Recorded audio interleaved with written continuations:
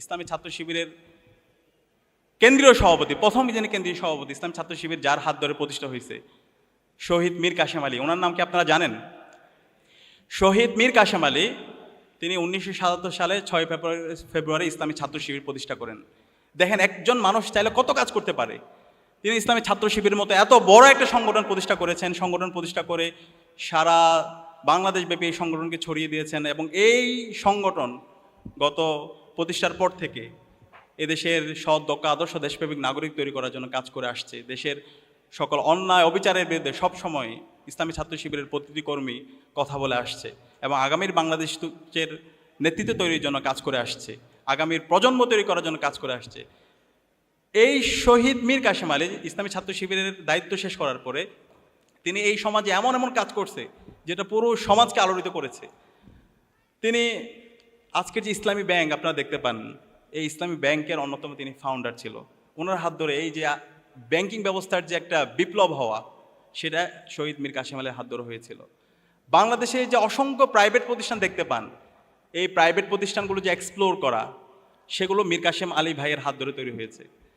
আজকে যে বাংলাদেশের যে ট্যুরিজম সেক্টর যে এক্সপ্লোর হওয়া, আজকে যে আপনারা অনেকে সেন্ট মার্টিনে গিয়েছেন, এই যে কক্সবাজার থেকে সেন্ট মার্টিনে যাওয়ার এই যে শিপগুলো, এগুলো সব ওনার আইডিয়া। ওনারাই প্রথম এই শিপগুলো নিয়ে আসা এবং এই ট্যুরিজম সেক্টরটাকে আরও এক্সপ্লোর করা, সেটা ওনাদের হাত ধরে তৈরি হয়েছে।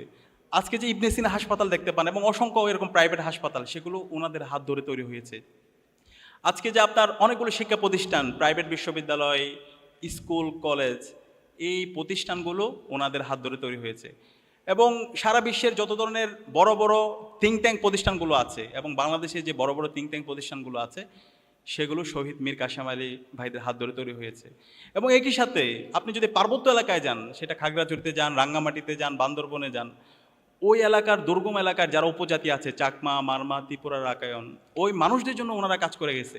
ওখানে হাসপাতাল করেছে, স্কুল করেছে, ওখানকার মানুষের কর্মসংস্থানের জন্য অসংখ্য ছোট ছোট প্রজেক্ট হাতে নিয়েছে। তো দেখেন একজন মানুষ চাইলে কত কাজ করতে পারে। তারা একজন মানুষ ছিল না, তারা এক একজন ব্যক্তি, এক একটা প্রতিষ্ঠান হয়ে গিয়েছিল।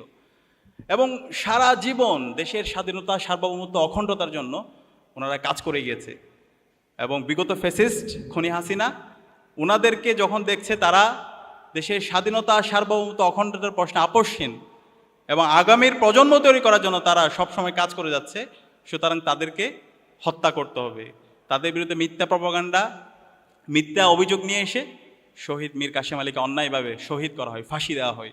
কিন্তু আজকে পুরো প্রজন্ম তাদেরকে শ্রদ্ধার সাথে স্মরণ করছে। আমি আরেকজন মানুষের কথা বলি, দেখেন আল্লামা দেলোয়ার হোসেন সাঈদী, ওনার নাম কি আপনারা জানেন? আল্লামা দেলোয়ার হোসেন সাঈদী সারাটা জীবন তিনি ইনসাফের কথা বলে গেছেন, সারাটা জীবন তিনি স্টোরি টেলিং করেছেন, যেখানে গিয়েছেন দাওয়াতের কথা বলেছেন, কল্যাণের দিকে মানুষদেরকে ডেকেছেন। যখন খুনি হাসিনা দেখলো হচ্ছে ওনাকে কোনোভাবে কম্প্রোমাইজ করা যাবে না, তখন আল্লামা দেলোয়ার হোসেন সাঈদীকে অনেক দিন ধরে ওনাকে মিথ্যা মামলায় ওনাকে আবদ্ধ করে রাখা হয়েছিল। পরবর্তীতে ওনাকে মেডিকেল কিলিংয়ের মাধ্যমে ওনাকে হত্যা করা হয়েছে। কিন্তু আজকে পুরো প্রজন্ম মাওলানা দেলোয়ার হোসেন সাঈদীকে শ্রদ্ধার সাথে স্মরণ করছে। কিন্তু দেখেন ফ্যাসিস্ট হাসিনা গত 16 বছরে এবং তার যারা আমলা, তার যারা রাজনৈতিক দলের, তাদেরও তো অনেক ক্ষমতা ছিল, কিন্তু আমরা কি তাদেরকে স্মরণ করছি? হ্যাঁ, আমরা তাদেরকে স্মরণ করছি অভিশাপের সাথে। পুরো জাতি তাদেরকে আজকে অভিশাপ দিচ্ছে।